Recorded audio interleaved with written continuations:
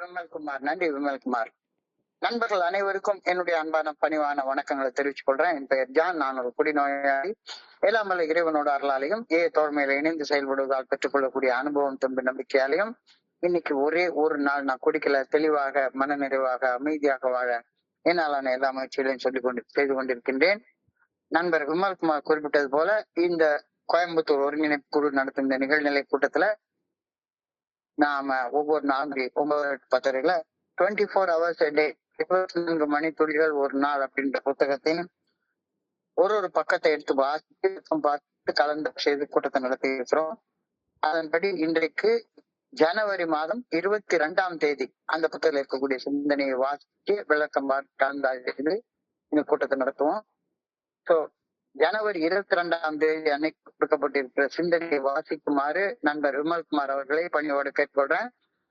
விமல்குமார். ஜனவரி 22. 24 மணித்துளிகள் ஒரு நாள். ஜனவரி 22. தோழமையின் இன்றைய சிந்தனை. ஆரம்பத்தில் நாம் குணமடைய விரும்பினோம், ஆனால் உதவியற்று இருந்தோம். குடிப்பதை நிறுத்த தேவைப்படும் சக்தி இறையற்பேரற்றிடம் இருந்து கிடைக்கும் என்று நம்பிக்கையை வைத்து இறைவன்பால் நமது வாழ்க்கையை திரும்பினோம். அது முதல் தொடர்ந்து தெளிவுடன் வாழ விரும்பி வருகின்றோம். இதுவே நம் மனதை புதிய முறையில் புதுப்பிக்கும் வழி. சிறிது காலத்திற்கு பின் மிக சாதாரணமாகவும் ஆரோக்கியமாகவும் எளிமையாகவும் வாழ்வதுவே வாழ்வை உண்மையுடனும் மகிழ்ச்சியாகவும் வாழ்வது என்று அறிய ஆரம்பிக்கின்றோம். மது என்னும் செயற்கை உந்துதல் இன்றையே வாழ்க்கை வாழ்வதில் உண்மையான பரவசத்தை காண்கின்றோம். ஏதாவது ஒரு குழுவை தேர்ந்தெடுத்து அதனது உறுப்பினர்களது கண்ணோட்டம் எவ்வாறு மாறி உள்ளது என்பதை கண்டு நமது கண்ணோட்டத்தை மாற்றிக் கொள்வது மட்டுமே நாம் செய்ய வேண்டிய பணி. வாழ்வை குறித்து எனது கண்ணோட்டம் மாறி வருகின்றதா? இன்றைக்கான தியானம். நான் மிகவும் துன்ப நாட்களை கடந்து செல்கையில் கூட இறைவனுக்கு நன்றி சொல்ல இனி நான் மறக்க மாட்டேன். அடக்கமும் நன்றி உணர்வுமே இனி என் அணுகுமுறையாகும்.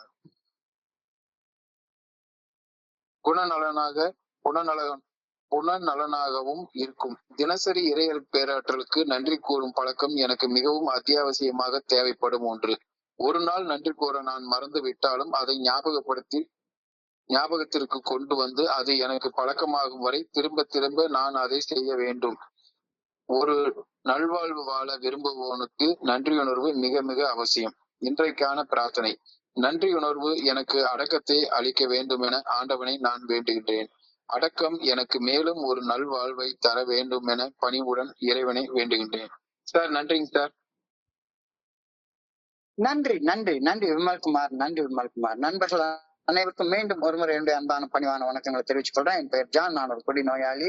எல்லாமல்ல இறைவனோட அருளாலையும் தோழமையில இணைந்து செயல்படுவதால் நான் பெற்றுக்கொள்ளக்கூடிய அனுபவம் தெம்பு நம்பிக்கை ஆகியவற்றாலும் இன்னைக்கு ஒரே ஒரு நாள் நான் குடிக்கல, தெளிவாக மனநிறைவாக அமைதியாக வாழ என்னாலான எல்லா முயற்சிகளையும் செய்து கொண்டிருக்கீங்க. இன்றைக்கு சிந்தனையை படிக்கிறப்ப ரொம்ப காலங்களுக்கு முன்னால என்னுடைய குருஜி கிட்ட நான் பேசிட்டு இருக்கிறப்ப அவர் கடவுள் மனிதனை படைத்த விதத்தை பத்தி அவருடைய ஒரு கருத்தை ஒரு மேற்கோள் மூலமாக சொல்லுவாரு. அவர் எனக்கு அடிக்கடி சொல்லக்கூடிய ஒரு மேற்கோள் இதுதான். முதல்ல ஆங்கிலத்துல சொல்றேன், அப்புறம் தமிழ்ல சொல்றேன். Man is deliberately designed by God to learn from his mistakes. He unfolds what is from what isn't அப்படின்னு சொல்லுவார்.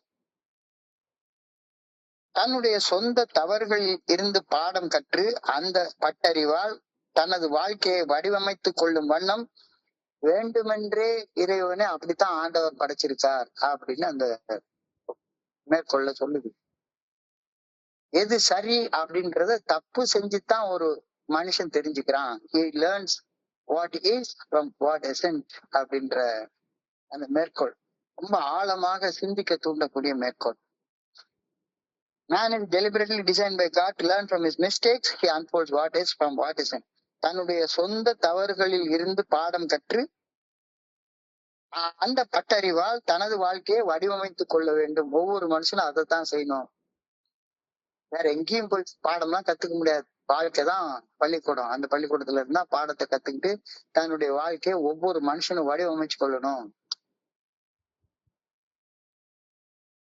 இன்ன செஞ்சா இன்ன விளையான்னு தெரியாது, செஞ்சு பார்த்து அந்த அனுபவ பட்டறிவுல தான் ஒருத்தன் கத்துக்கிறான் அப்படின்னு அடிக்கடி சொல்லுவாரு.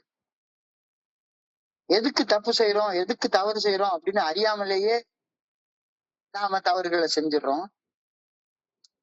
நான் செய்த தவறுகளின் விளைவாக தாழ முடியாத வலி, வேதனை, துன்பம், துயரம் எல்லாத்தையும் அனுபவிக்கிறோம். கடவுள் எதுக்கு இதை அனுபவிக்கணும்? இப்படி வலி வேதனையை அனுபவிச்சு அப்புறமா பாடம் கத்துக்கிட்டு என்னைய திருத்திக்கணும்னு கடவுள் ஏன் என்னைய படைக்கணும்? இது என்ன விசித்திரமான படைப்பு அப்படின்னு தான் எனக்கு நினைக்க தோணுது. என்னை அவர் தவறு செய்ய வைப்பாராம், தவறுல இருந்து பாடத்தை கத்துக்க வைப்பாராம், அதுல இருந்து நானே என்னை திருத்திக்கணுமா? அவர் வேடிக்கை பார்த்துட்டே உட்கார்ந்து இருப்பாராம். இது என்னையா, என்ன விசித்திரமான படைப்பு அப்படின்னு எனக்கு நினைக்க தோணுது. ஆனா ஆழமாக சிந்திச்சு பார்த்தா எவ்வளவு ஒரு சுதந்திரத்தை ஆண்டவன் எனக்கு கொடுத்திருக்கிறார் அப்படின்றது புரியுது. துக்கத்தை, துன்பத்தை, துயரத்தை, வலி வேதனைய நானே தவறு செய்து அந்த தவறுகளின் விளைவாக அனுபவிக்கணும். அப்புறம் நானே தன்னுணர்வு பெற்று அந்த தவறுகளை திருத்தி கொண்டு நல்ல வாழ்வு வாழணும். இது நியாயமா? சாதாரண குடி நோயாளியாக வாழ்ந்தப்ப எனக்கு தோணவே இல்லை.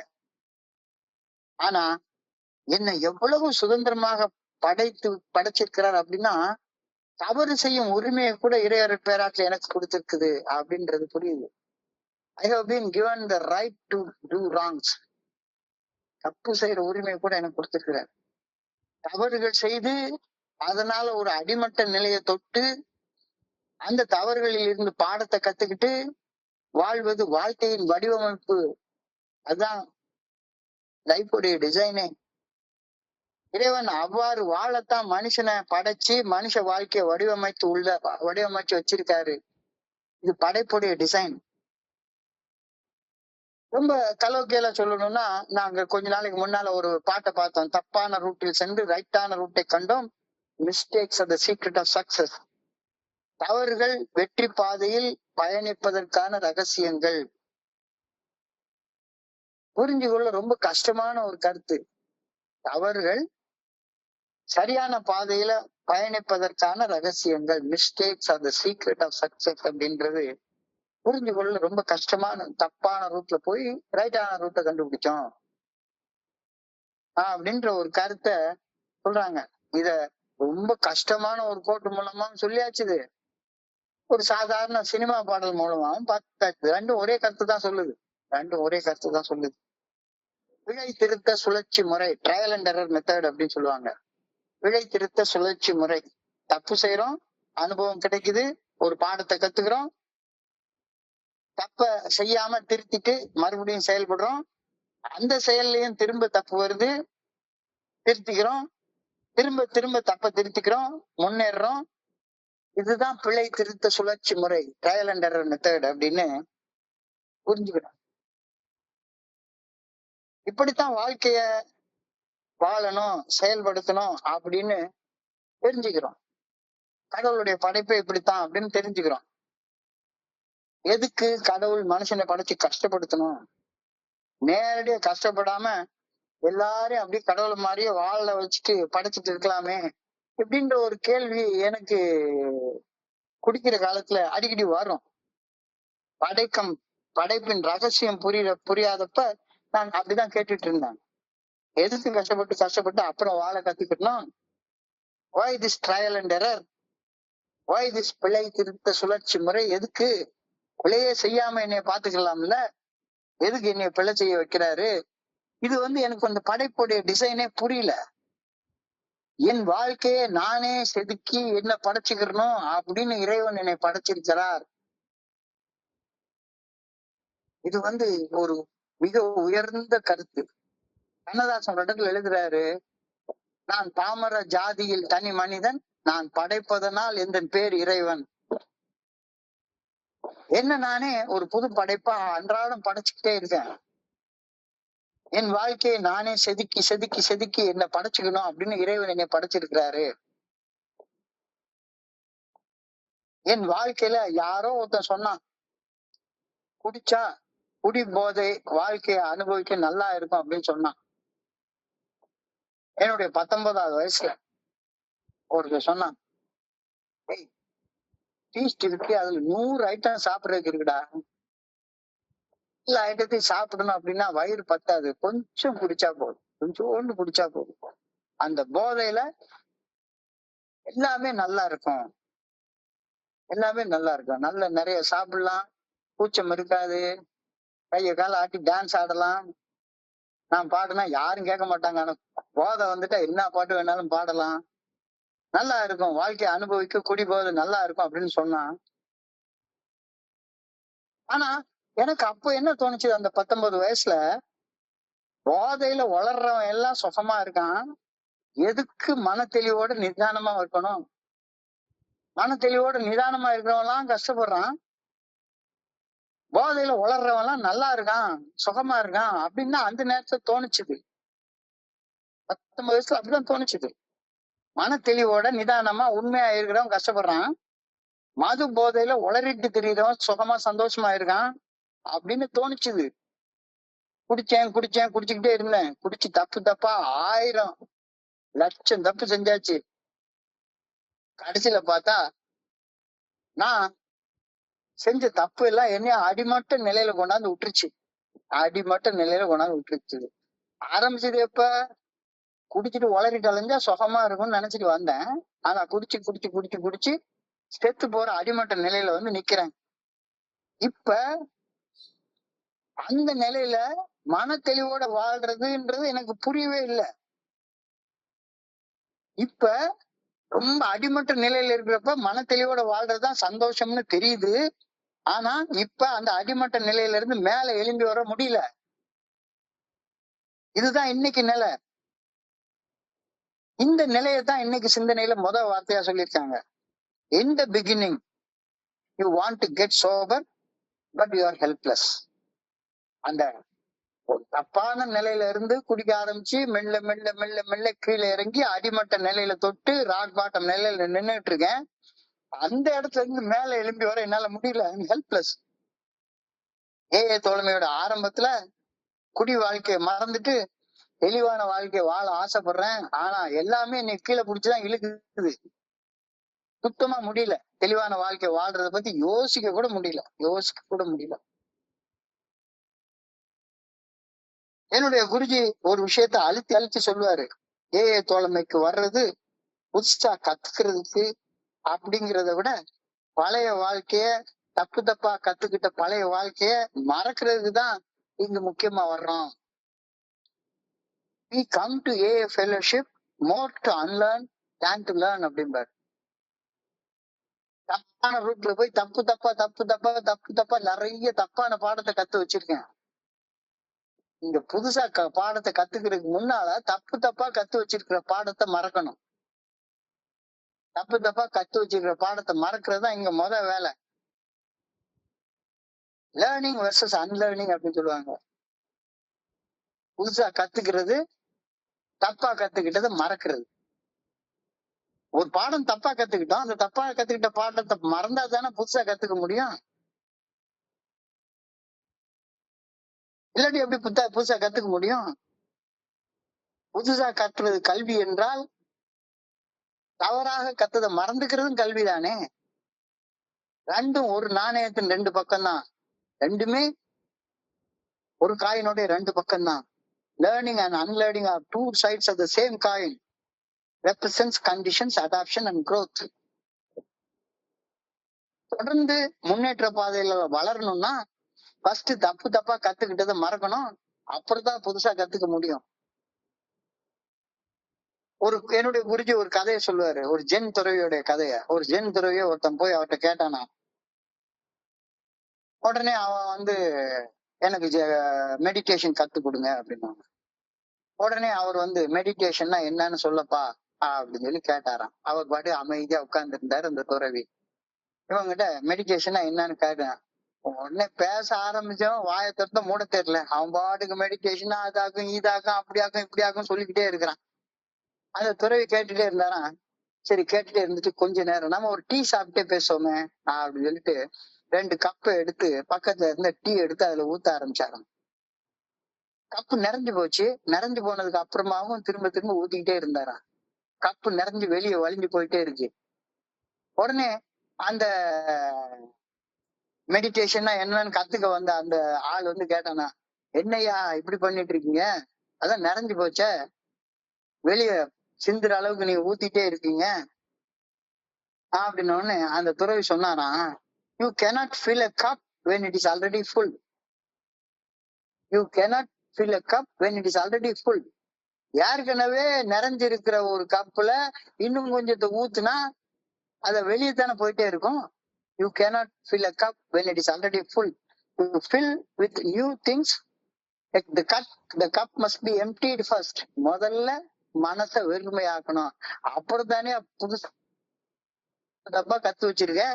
தப்பா கத்து வச்சிருக்கிற விஷயத்த மறந்தா தானே புதுசா எதையாவது கத்துக்க முடியும். சாராயம் சர்வ ரோக நிவாரணி அப்படின்னு குடிச்சிட்டு இருக்க காலத்துல எனக்கு ஒரு தப்பான பாடம் சொல்லி தரப்பட்டது. இருமல் வந்தா சாராயம் குடிக்கணும், வயிறு வலிச்சா சாராயம் குடிக்கணும், என்ன வந்தாலும் சாராயம் குடிக்கணும். கால்ல லேசா ஒரு சிராய்ப்பு ஏற்பட்டா போதும், அதுல லேசா பிராண்டி போட்டு தடவுனா உடனே அந்த புண்ணு ஆறி போயிடும். சளி பிடிச்சா உடனே சிகரெட்ல கொஞ்சோண்டு விக்ஸ் எடுத்து தடவி 2 பஃப் அடிச்சா சளி போயிடும். சாராயம் சர்வ ரோக நிவாரணி. நான் குடிச்சிட்டு இருந்தப்ப கத்துட்டு தப்பான பாடம் அது. புண்பட்ட மனசை புகை விட்டு ஆத்துன்னு ஒருத்தன் சொல்லி கொடுத்தான். புகை விட்டு ஒரு நாளைக்கு 6 பாக்கெட் சிகரெட் குடிச்சு புண்பட்ட மனசை புகை விட்டு ஆத்தணும் அப்படின்னு எந்த கிறுக்கனா கத்து கொடுத்த தப்பான பாடத்தை மனசுக்குள்ளார வச்சுக்கிட்டே இருக்கேன். இப்ப மன தெளிவுடனான வாழ்க்கை அமைதி, ஆனந்தம், நிம்மதி, நிறைவு, சந்தோஷத்தை கொடுக்கும் அப்படின்ற சரியான பாடத்தை கத்துக்கணும்னா ஏற்கனவே தப்பா கத்து வச்சிருக்கிற பாடத்தை மறந்தா தானே கத்துக்கணும். So empty your cup first அப்படின்னு சொல்ற கருத்தை இன்னைக்கு சொல்ல வராங்க. தப்பா கத்துக்கிட்ட பாடத்தை மறந்தே ஆகணும். I have to unlearn. அப்ப ஏஐல முதல்ல செய்ய வேண்டியது அன்லேர்னிங் ப்ராசஸ் தான். தப்பா கத்துக்கிட்டு குடிக்கிறத கத்துக்கிட்டோம். குடிக்கிறத மறக்கிறது தான் முத பாடம். நான் மன தெளிவோட வாழ ஆசைப்படுறேன். ஆனா அடைய முடியாத காரணம் என்ன? அதை இன்னைக்குதான் அதுல சொல்றாரு. In the beginning we want to get sober, but we are helpless. Why we are helpless? மன தெளிவோட வாழ ஆசைப்படுறேன், ஆனா முடியல. காரணம் தப்பா கத்துக்கிட்ட பழைய பாடத்தை இன்னும் நான் மனசுக்குள்ளார வச்சுட்டே பாக்குறேன். சோ புதிய பாடம் மனசுக்குள்ளார ஊடுருவி போகணும்னா நான் பழச மறக்கணும். ஊடுருவி போக மாட்டேங்குதே. அதத்தான் இன்னைக்கு ஹெல்ப்லெஸ் அப்படின்ற வார்த்தையை சொல்றது. நான் ஏற்கனவே கத்துக்கிட்ட பாடத்தை மறக்காம அப்படியே அதே மைண்ட் செட்டோட இங்க உள்ள வர்றேன். அதே மைண்ட் செட்டோட பிடிச்ச காலத்துல இருந்த ஒரு மைண்ட் செட்டோடயே ஏஐக்குள்ளாரையும் பயணிக்க முயற்சி பண்றேன். ஒண்ணுமே மண்டைக்குள்ளார ஏற மாட்டேங்குது. when I am helpless, அதாவது என்னுடைய மனித மனம் எனக்கு உதவாம போறப்ப அந்த மனித மனதை நெறிப்படுத்த அந்த மனித மனதிற்கும் அப்பாற்பட்ட ஒரு சக்தியின் ஆற்றலின் உதவியை நான் நாடி போக வேண்டிய தேவை இருக்குது இல்ல, அவசியம் இருக்குது இல்ல. அதுதான் 2வது வரி. சோ முதல் வரி சொல்லிட்டாரு, in the beginning I want to get sober but I am helpless. 2வது வரி, so I turn to a power greater than myself to get strength to stop drinking. தப்பா கத்துக்கிட்டது மறக்கணும் அப்படின்னா நல்ல ஒரு குரு சொல்றது கேட்கணும். முதல்ல எம்டி பண்ணு.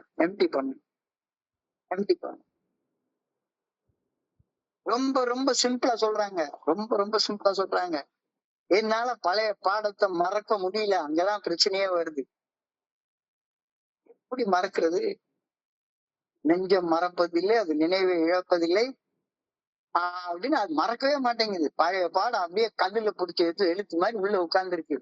வாழ்க்கைய எப்படி அனுபவிக்கிறது? இந்த சுகம் இல்லாம அந்த சுகம் இல்லாம வாழ்க்கையை எப்படி அனுபவிக்கிறது அப்படின்னு பழச மனசு மறக்கவே மாட்டேங்குது. பழச மறந்தாதான் புதிய பாடம் வரும். சோ பழச மறந்து புதிய பாடம் அது என்னுடைய சொந்த ரிசோர்சஸால முடியாது. எனக்கு உதவி வேணும். புதுசா உதவி கேட்கிறேன். அவ்வளவுதான். சிம்பிளா சொல்லிட்டாங்க. From then on, you want to keep your mind re-educating. உன்னுடைய மனசுக்கு புதுசாக பாடத்தை கத்துக்கணும் அப்படின்னா பழச மறந்ததுக்கு அப்புறம் தான்.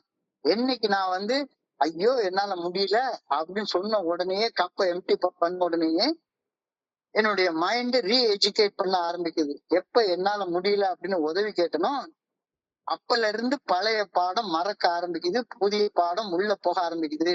புதிய பாடம், that is re educating the mind. Unlearning, the conscious process of letting go of outdated, irrelevant and ineffective suffering way of living.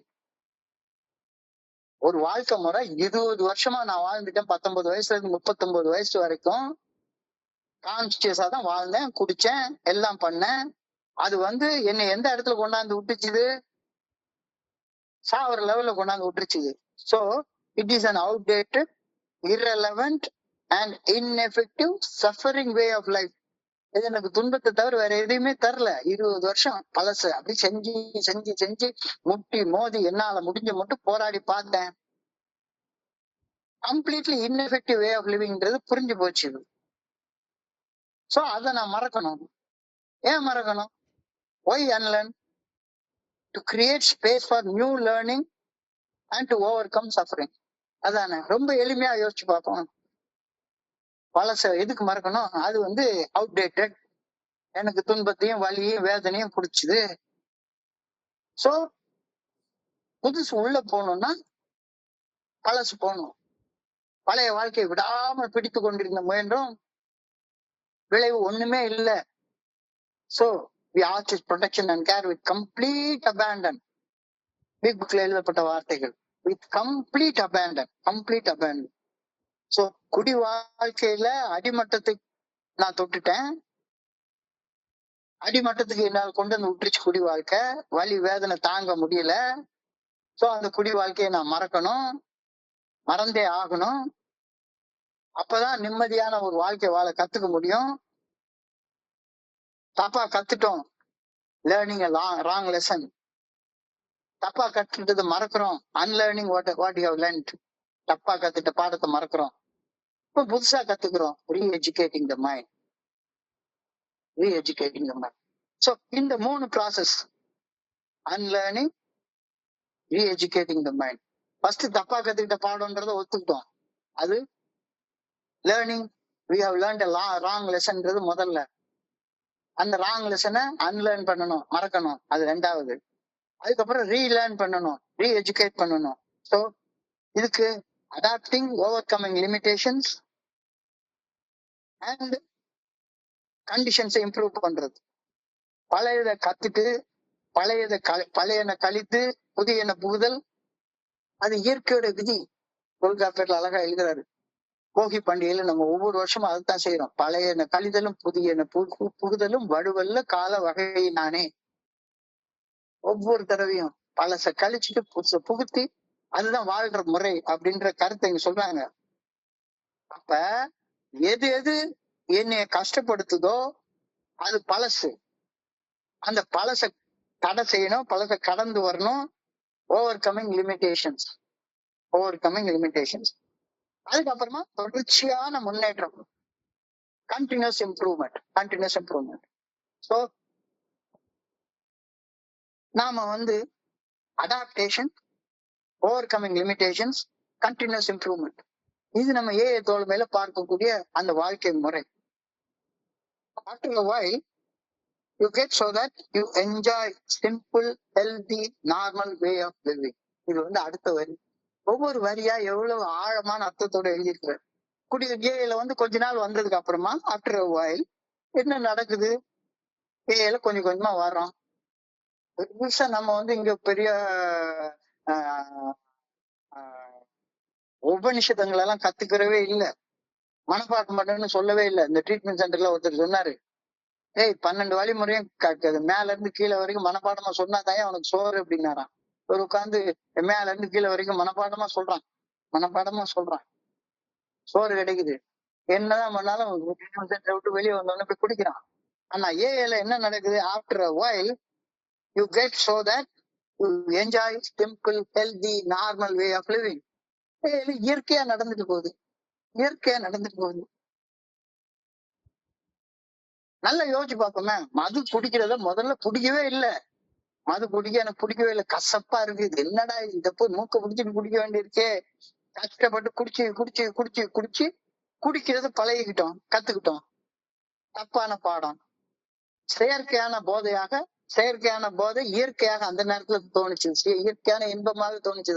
ஆகா, எத்தனை கோடி இன்பம் வைத்தா இறைவா ஒரு பாட்டில் இவ்வளவு இன்பமா அப்படின்னு தோணுச்சு. ரொம்ப நாள் குடிச்சு குடிச்சு குடிச்சு குடிச்சு பழகிட்டதால இப்ப குடிக்காம இருக்கிற வாழ்க்கை செயற்கையா தோணுது. தொடர்ந்து குடிக்காம வாழ பழகுறப்ப இப்ப குடிக்கிற வாழ்க்கை செயற்கையாகவும் குடிக்காம இருக்கிற வாழ்க்கை இயற்கையாகவும் இப்ப தோண ஆரம்பிக்குது. உண்மை புரியுது. Learn unlearn relearn, learn unlearn relearn, re-educate your mind. Your reality got a kick out of your life without artificial stimulus of alcohol. ஒரு காலத்துல கிக்குன்னா என்ன வந்தது? வாழ்க்கையில பரவசம்னா குடிச்சாதான் பரவசம், குடிச்சாதான் போதையில எல்லாமே பரவசமா இருந்தது. இப்ப when you have unlearned what you learned wrongly and re-educated your mind, அது வந்ததுக்கு அப்புறமாக இப்ப என்ன? You really get a kick out of life without artificial stimulus of alcohol. உண்மையிலே குடிக்காம இருக்கிறப்ப இந்த கன்னியாகுமரியோடைய கடல்ல ஒரு பௌர்ணமி அன்னைக்கு போய் பாக்குறேன், சன் செட்டை போய் பாக்குறேன். இந்த பக்கம் பார்த்தா அவ்வளோ பெரிய மூன், சந்திரன், சூரியன் அவ்வளவு பெருசா இங்க செட் ஆகுது. அப்படியே ஃபுல்லா தங்கத்தை கரைச்சி ஊத்துன மாதிரி ஜக ஜக ஜக ஜகன்னு கடல் வந்து தங்கத்தை உருக்கி விட்டு ஊத்துன மாதிரி அப்படி ஜொலிக்குது பொன் நிறத்துல. ஒரு வேணும் இந்த போதையா தேவைப்படுது அந்த பரவசத்தை பார்க்க. ஆனா ஒரு காலத்துல என்ன தோணும்? இந்த பரவசம் போதையை போட்டா இன்னும் 10 மடங்கு கூட தெரியும் அப்படின்னு ஒரு ஆர்டிபிஷியலான ஒரு எண்ணம் தோணுச்சு. சாதாரண மட்டன் பிரியாணி தண்ணிய போட்டு சாப்பிட்டா இன்னும் கொஞ்சம் டேஸ்டா தெரியும் அப்படின்னு ஒரு செயற்கையான ஒரு எண்ணம் தோணுச்சுது. ஆனா இப்ப இயற்கையாக அந்த கேப் காமரின்ல போய் அந்த முனையில உட்கார்ந்து அந்த சன்செட்டையும் சன்ரைஸையும் பௌர்ணமி அன்னைக்கு பார்க்கிற நேரத்துல ஐயோ அதோடைய அழகே அழகு. அந்த பரவசத்துக்கு எந்த போதையுமே கிடையாது. So you get a kick out of life without artificial stimulus of alcohol. வாழ்க்கை இன்பமயமானதுன்னு உணர மது என்ற செயற்கையான பொருளின் உந்துதல் எனக்கு இனிமே தேவையே இல்லை அப்படிங்கிறது புதிய பாடம். ரீஎஜுகேட்டட் மைண்டுக்கு கிடைக்கிற புதிய பாடம். All you have to do is to look around at the members of any AA group and you will say and you will know how the outlook of life has changed. சும்மா ஒண்ணும் இல்லை, எந்த குழுவிலேயே போய் உட்கார்ந்து மூலையில உட்கார்ந்து பாரு. குடிச்சிட்டு வாழ்ந்தப்போ இருந்த வாழ்க்கைக்கும் குடிக்காம இருக்கிறப்ப இருந்த வாழ்க்கைக்கும் உள்ள வித்தியாசத்தை பாரு. குணக்கோளாறுகள் வாழ்க்கைக்கும் குணக்கோளாறுகள் இல்லாம இருக்கக்கூடிய வாழ்க்கைக்கும் உள்ள வித்தியாசத்தை நேர்ல பாரு. All you have to do is to look around at the members of any group. எங்க வேணாலும் போய் பாரு. And you will see how their outlook has changed. மனுஷன் இப்படி வாழ்ந்துட்டு இருக்கானே, அப்ப என்ன ஆச்சு? தப்பா கத்துக்கிட்ட பாடத்தை மறந்து புதுசா ஒரு பாடத்தை கத்துக்கிட்டு தன்னுடைய வாழ்க்கைய இன்பமயமா மாத்திக்கிறான். சோ என்னை போலவே தப்பான பாடத்தை கத்து தாழ முடியாத வழியை அனுபவிச்ச ஒரு நண்பர் இன்னைக்கு இயற்கையா போதை இல்லாம சந்தோஷமா வாழ்றத ஏஐ தோழமையில நேரடியா பார்த்து கத்துக்கிறேன். பழைய பாடத்தை மறந்து புதிய பாடத்தை கத்துக்கிறேன். அதான் இன்னைக்கு சிந்தனையா கேட்கிறாரு.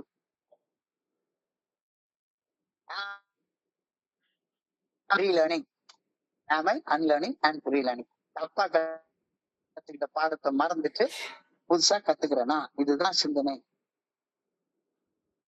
என்னுடைய அவுட்லுக் மாறி இருக்கா? அவுட்லுக் என்றால் கண்ணோட்டம். என்னுடைய மனநிலை சார்பு மாறி இருக்கா? இன்னமும் மதுவை சார்ந்துதான் நான் வாழ்ந்துட்டு இருக்கிறேன்னா அல்லது அதுதான் இன்னைக்கு நான் வாழ்ந்துட்டு இருக்கேன். எனக்குள்ளார இருந்து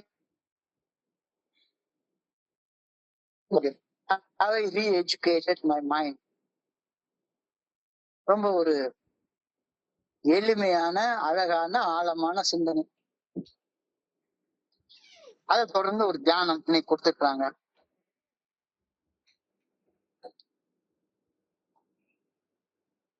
இன்னைக்கு வாழ்றதுக்காக வாழ்க்கைக்கு கூட நன்றி சொல்றேன் அப்படின்னு நாம கேட்டுப்போம். எனக்கு இன்னைக்கு இந்த நல்ல வாழ்க்கைய கொடுத்ததுக்காக நான் குடிச்ச வாழ்க்கைக்கு கூட நன்றி சொல்றேன் அப்படின்ற ஒரு பகிர்வை நிறைய நண்பர்கள்ட்ட நம்ம கேட்டிருக்கோம். நான் பிரார்த்தனைன்ற ஒரு புக் எழுதுறப்ப சுவாமி தயானந்த சரஸ்வதி சாமிகள் எழுதிப்பாங்க, என்னைய கையெடுத்து கும்பிடுற இந்த நிலைமைக்கு கொண்டு வந்ததுக்காக என்னுடைய வலி, வேதனை, துன்பம், துயரத்துக்கெல்லாம் நான் நன்றி சொல்றேன். எவ்வளவு ஒரு ஆழமான தியானம், யோசிச்சு பாருங்க. என்னைய கையெடுத்து கும்பிடுற நிலைக்கு இன்னைக்கு கொண்டு வந்ததுக்காக நான் அனுபவிச்ச வலி, வேதனை, துன்பம், துயரம் இதுக்கெல்லாம் நன்றி சொல்றேன். ஐயோ எனக்கு இந்த துன்பம் வந்துச்சுதே அப்படின்றத விட்டுட்டு என்னைய இந்த அளவு டிரான்ஸ்ஃபார்ம் பண்ணதுக்காக, மாற்றம் அடைய வச்சதுக்காக நான் என்னுடைய வலி, வேதனை, துன்பம், துயரத்துக்கு எல்லாத்துக்குமே நன்றி சொல்றேன். டீப் மெடிடேஷன் இல்லையா இது? டீப் மெடிடேஷன் இல்லையா? I will never forget to say thank you to God. அதான் ஃபர்ஸ்ட் வேர்டு தியானத்துல. I never say thank you to God even in the greyest days. ரொம்ப மோசமாக தோற்றம் தரக்கூடிய நாட்கள்ல கூட ஆண்டவா உனக்கு நன்றி அப்படின்ற வார்த்தையை சொல்ல நான் மறக்க மாட்டேன். அப்ப அந்த வார்த்தை தான் இந்த இடத்துல சொல்லுது. சுவாமி தயானந்த சரஸ்வதி சொன்ன அந்த கருத்து, என்ன கையெடுத்து கும்பிடுற இந்த நிலைமைக்கு நீ இன்னைக்கு கொண்டு வந்திருக்க, அதனால நான் அனுபவிச்ச வலி, வேதனை எல்லாம் தான் என்னை இந்த கையெடுத்து கும்பிடுற நிலைமைக்கு கொண்டு வந்திருக்கு. அதனால நான் நன்றி சொல்றேன். இப்போ இன்னைக்கு எனக்கு ஏதாச்சும் சின்னதாக ஒரு வலி, வேதனை வந்தா கூட நன்றி சொல்ல நான் மறக்க மாட்டேன். ஏன்னா நாளைக்கு நல்ல விடியும் அப்படின்ற நம்பிக்கை எனக்கு உறுதியாக இருக்கு. A deep meditation. My attitude will be one of humility and gratitude. My attitude will be one of humility and gratitude. நான் கத்துக்கிட்ட தவறான பாடங்களுக்கு கூட இன்னைக்கு பரிவோட நன்றி சொல்றேன். It's a daily practice that is very absolutely necessary. இந்த நன்றி நன்றி நன்றி மறப்பது நன்று நன்று நன்று. எனக்கு வந்த வலி, வேதனைகள் கூட நல்லதுக்கு தான் வந்துச்சுது அப்படின்ற ஒரு மைண்ட் செட்டுக்கு வர சொல்றாரு. இப்ப அனுபவிக்கிற வலி, வேதனைக்கு நன்றி சொல்ல முடியாது, கஷ்டம்.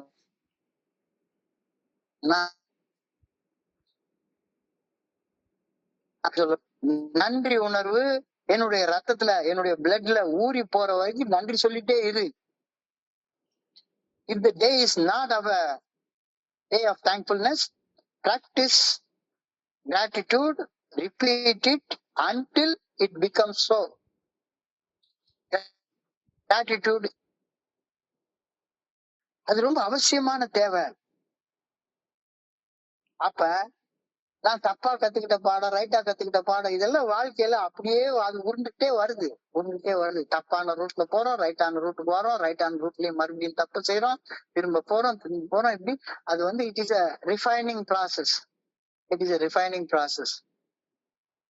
டபுள் ரிஃபைன்ட் ஆயில்னு சொல்லுவாங்க. ஒரு தடவை ரிஃபைன்ட், 2 தடவை ரிஃபைன்டு, 3 தடவை ரிஃபைன்டு, 4 தடவை n times refined and infinite times refined.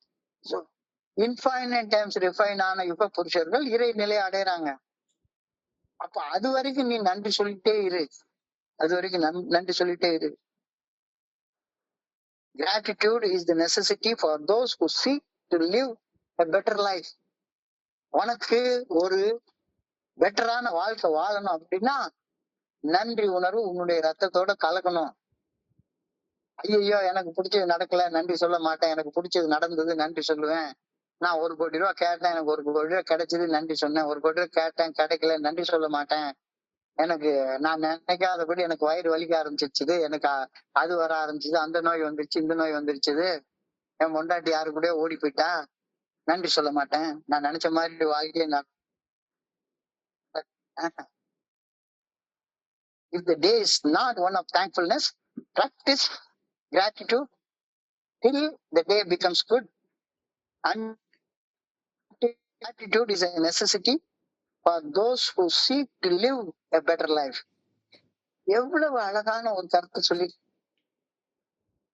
புத்தகத்தை படிக்கிறப்ப உண்மையிலே மனசெல்லாம் வேற எங்கேயோ போகுது. அதையே பிரேயரா சொல்றாரு. I pray that I may practice gratitude and humility. I pray that the humility will bring me to live a better life. நேத்தை விட இன்னைக்கு நான் பெட்டரா வாழ்வேன். நேத்தை விட இன்னைக்கு ஒஸ்டா வாழ்ந்து கீழே அடிமட்டத்தை நோக்கிய ஒரு பயணம். இப்ப இன்னைக்கு அடிமட்டத்தில இருந்து மேல நோக்கிய பயணம். அப்ப இந்த மேல நோக்கிய பயணத்துக்கு எது தேவைப்படுது? இறைவனுடைய நல்ல ஒழுங்கான வழிகாட்டுதலுக்கு பணியக்கூடிய பணிவு மற்றும் நல்ல வாழ்க்கையை எனக்கு கொடுத்துருக்கிறதுக்காக உள்ள நன்றி. அப்ப நல்ல வாழ்க்கை எனக்கு எப்ப கொடுக்குறாரு? வலி வேதனை ஏன் வருது? நான் தப்பான ரூட்ல போயிட்டு இருக்கிறேன் அப்படின்றத உணர்த்தக்கூடிய அலாம் பெல்லாத்தான வலி வேதனை வருது. அப்ப வலி வேதனைக்கு கூட நன்றி சொல்லு. ஆண்டவா, என்ன தப்பான ரூட்ல போறேன்னு எனக்கு உணர்த்தினதுக்காக உனக்கு நன்றி. ரைட்டான ரூட்ல வர say thanks to God as a daily practice. That is absolute necessity. எல்லாத்துக்கும் நன்றி சொல்லு. இல்ல எனக்கு நல்லது நடந்தா மட்டும்தான் நன்றி சொல்லுவேன், இல்லாட்டி பண்ண நன்றி சொல்ல மாட்டேன் அப்படின்னு சொல்லாங்க. என்னுடைய ஒரு நண்பர் அழகா, அவரு என்னோட ரொம்ப வயசு சின்னவர். நானும் அவன் கார் ஓட்டிட்டு போயிட்டு இருக்கோம். கார் போனப்ப ஒருத்தன் தாண்டி போறப்ப அவன் தான் ராங் சைட்ல வர்றான்.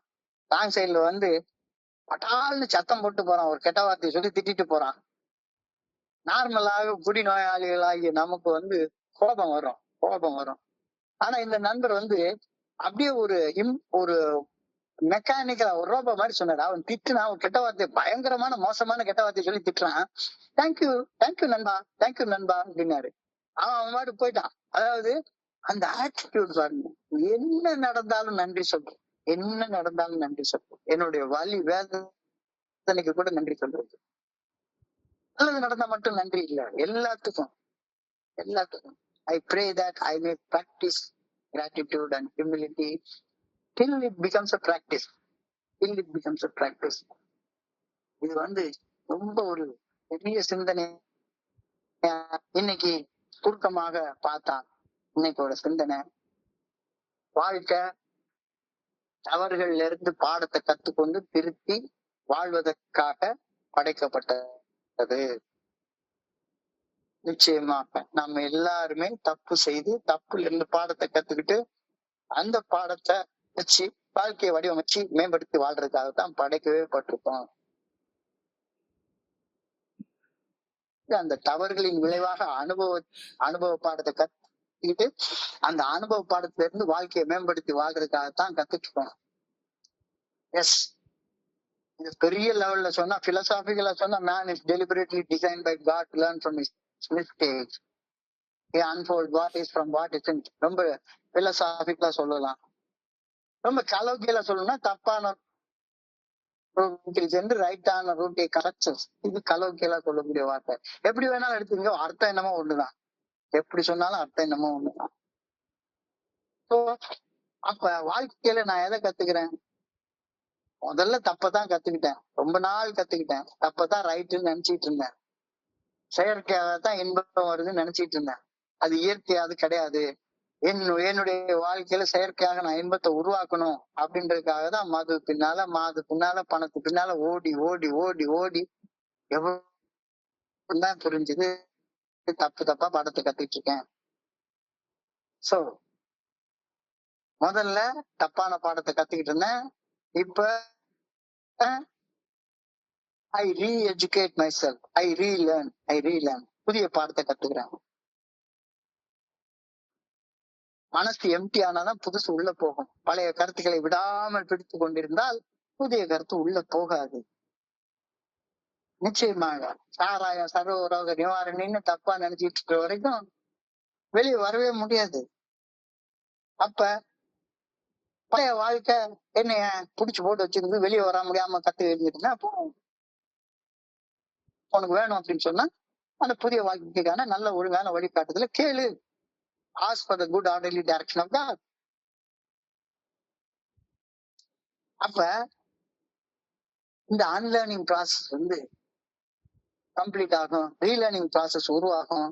அந்த ரீலேர்னிங் ப்ராசஸ்ல அழகா சொல்றாங்க, adaptability, overcoming limitations, continuous